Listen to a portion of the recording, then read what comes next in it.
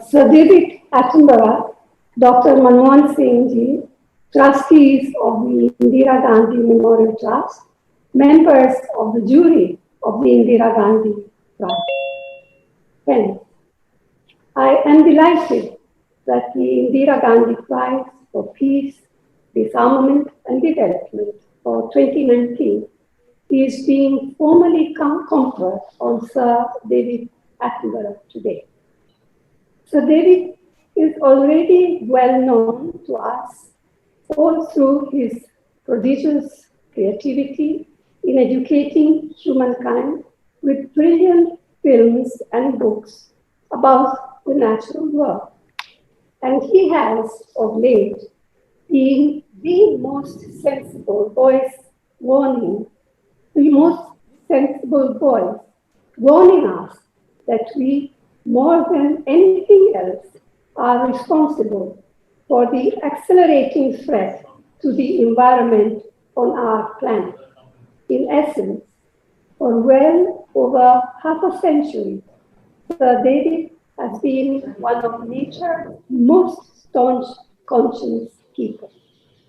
Indira Gandhi, too, was one throughout her life.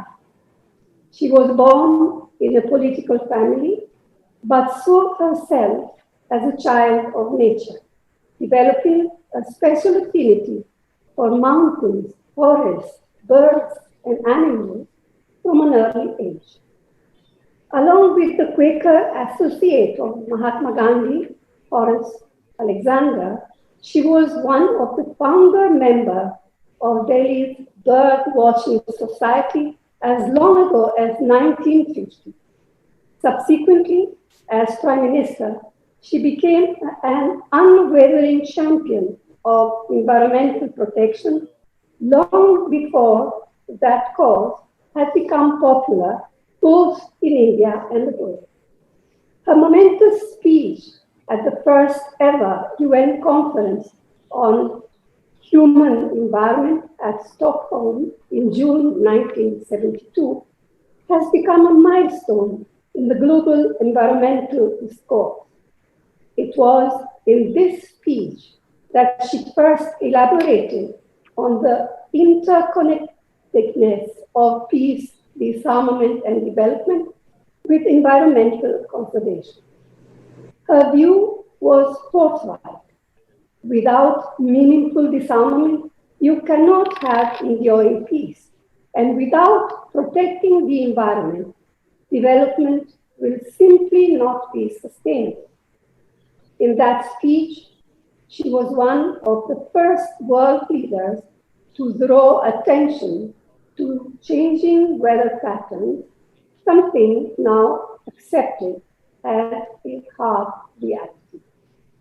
Indira Gandhi was acutely conscious of the fact that she was Prime Minister of a developing country, a country that needed to create jobs and tackle poverty.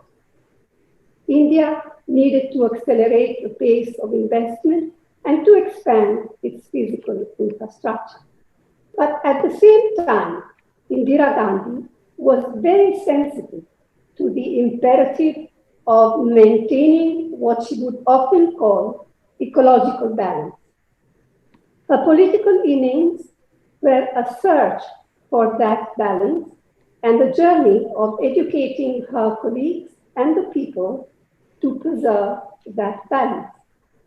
Her Stockholm address ended with an invocation from the Atharva Ved, and I quote, "What of thee I dig out, let that quickly grow over, let me not hit thy vitals or thy heart," unquote.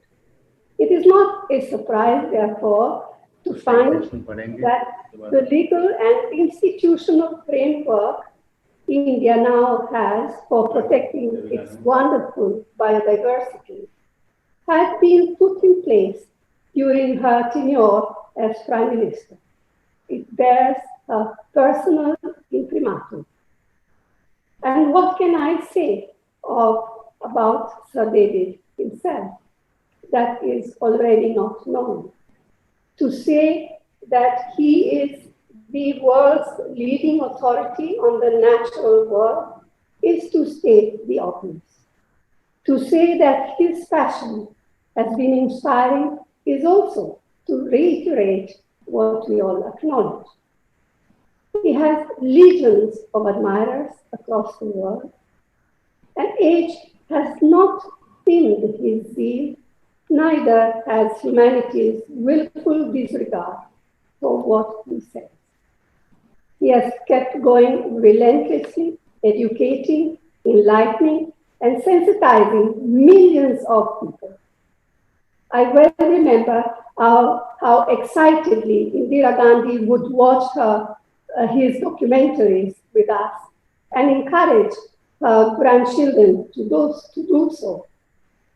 I'm not sure whether Sir David had ever met her, but whether or not he had, the fact remains that when environmental protection has become all the more imperative, when climate change and continued loss of biodiversity is threatening livelihoods and public health, indeed life on Earth, there could not have been a more appropriate choice for an award in her name than Sir David Attenborough. Thank you.